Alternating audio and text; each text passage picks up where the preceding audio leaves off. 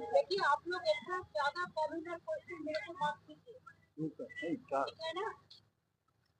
पहले कोई चीज होता है, एक छोटा से हम नहीं कहेंगे communal right to my number one word, और स्टेट में किसी को बात करने का मौका नहीं है कि वो लोगों को बात करने नहीं देते। इसको देखा देखे कहते हैं तू ऐसा ऐसा बोले, मैं इसको बारे में कोई टिप्पणी नहीं करने चाहूंगी। मैं पहले सीएम बाइट सीएम टेबू कार्ड्स इसमें तो हम कह दिया कि हमारा पार्टी पूरा गवर्नमेंट का साथ है, हम गवर्नमेंट को डिवाइड एंड रूल नहीं करते। मुर्शिदाबाद में मैं पहले जाके, लेकिन जब तक हमारा कोई चीज अगर कुछ हो स्टेबिलिटी ना आए, पीस तब तक हम लोगों को जाके डिस्टर्ब नहीं करना है, ये हम बराबर मानते हैं। स्टेबल बहुत दिन से हो गया, लेकिन हमारा गवर्नमेंट सबका प्रोग्राम था, वो बहुत दिन पहले हम अनाउंस किया था, तो प्रोग्राम करके उसको इस्तेमाल करके सब मैंने आज जा रहा हूँ, लेकिन वेदर अभी हेलीकॉप्टर में ट्रैवल करना सेफ नहीं, कभी कभी बारिश आ जाता है, कभी कभी नेचुरल कैलामिटी कितना खराब हो गया है, कभी कभी टॉर्नेडो आ जाता है, टर्नेडो आ जाता है, इसके लिए बहुत मुश्किल से आपको प्रोग्राम बनाना पड़ता है, बहुत दूर दूर का प्रोग्राम। बीजेपी लोगों को तो ट्रेन लेके कमरा लेके चला गया, without minister. I was a railway minister twice. I know the system. Even my party hired a team for 100 days of water protection. They deposited the money, but they were sanctioned at the last time. But how the BJP leaders can go? What I have seen in the media, with 4 cameras state, what they are not entitled to do so. The divisional commissioner, the engineers, the GM, and the minister will tell them what. I never realized.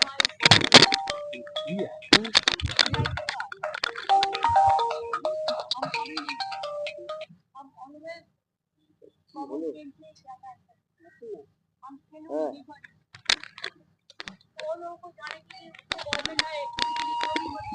দাঁড়াও কিন্তু পরে phone করো, CM এর byte করাচ্ছি,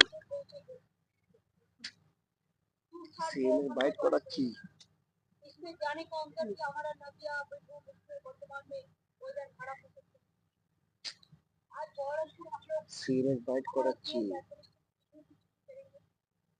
उसका बाद हम कल उड़िया जाएंगे, उड़िया से मेरे को पता है सबको लेके चलाया, लेकिन औरत है दो परिवार को लेके ठीक है, लेने दो, कोई बात नहीं, ये आपको ना उनका मर्जी है, वो लोग जाकर पहले रुपया भी भेजते, हमारा भी गवर्नमेंट को देना चाहिए था, हम देने के लिए जा रहा हूँ उसको घर में देने। अगर कोई ना ले, कोई ना रहे तो ये तो हमारा हाथ में नहीं है, लेकिन जो आएगा हम उसके साथ किसी होने को कुछ करेंगे, बात करेंगे, हम जो मर्जी हम तो पहले बुला बंगला बारी कर देंगे, जिसको दुकान भी हुआ उसको भी हम मदद करेंगे, इसके लिए हम जा रहा हूँ।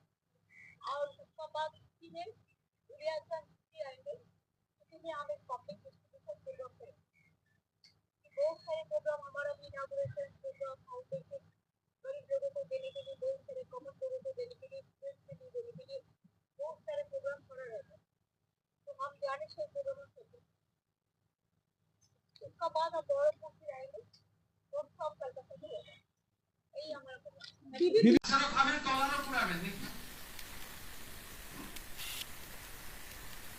আপনি পুলিশ মন্ত্রী, আপনাকে তো বলবে আপনি নিরাপত্তা দিতে ব্যর্থ। আপনি 2024 সালের ডিসেম্বর মাসে লালবাগে গেছিলেন, মুর্শিদাবাদে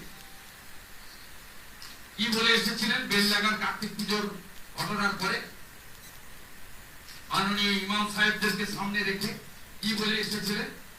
মালদা মুর্শিদাবাদে আপনারা মেজরিটি, হিন্দুরা মাইনরিটি।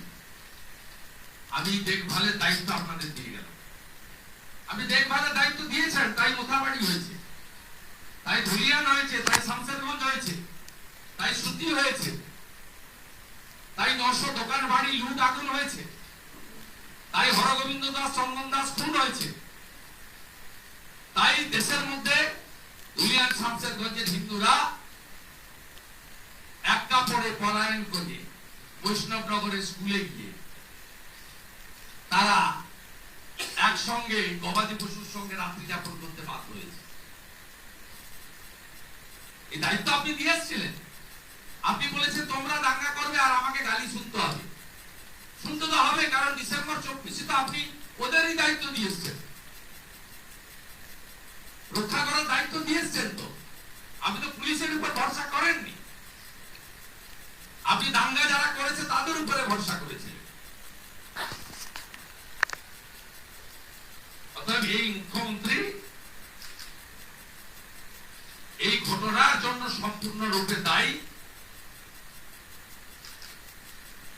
তার উস্কানিতে, ইন্ধনে, তার পুলিশের নিষ্ক্রিয়তায় মোথাবাড়ি থেকে ধুলিয়ান শামশেরগঞ্জ আজকে কার্যত এই গরিব হিন্দু পরিবারগুলো সর্বশান্ত হয়েছে।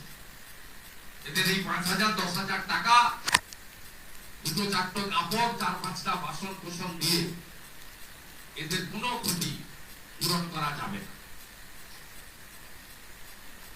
আমি ধন্যবাদ জানাবো হরগোবিন্দ দাস, চন্দন দাসের পরিবারকে।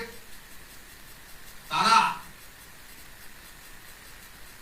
আজকে কলকাতা হাইকোর্টে পুলিশের উপরে অনাস্থা জানিয়ে এবং 2 সপ্তাহের বেশি, 3 সপ্তাহ তারা পুলিশের আচরণ দেখার পরে এই হত্যাকাণ্ডের মামলা সিবিআই কে ট্রান্সফার করার জন্য বিচারপতির কাছে আবেদন করেছেন। তাতে লয়ারের মাধ্যমে বিচারপতি মহোদয় লিভ গ্র্যান্ট করেছেন। আগামীকাল সম্ভবত শুনানি হবে। তো সাথে সাথে তারা একটি গেস্ট হাউসে ছিলেন, সেখানে যে কায়দায় পুলিশের অত্যাচার গতকাল হয়েছে এবং যে কায়দায় পুলিশ কাল প্রতিরোধ এবং প্রতিরোধের সামনে প্রথমবার পড়েছে,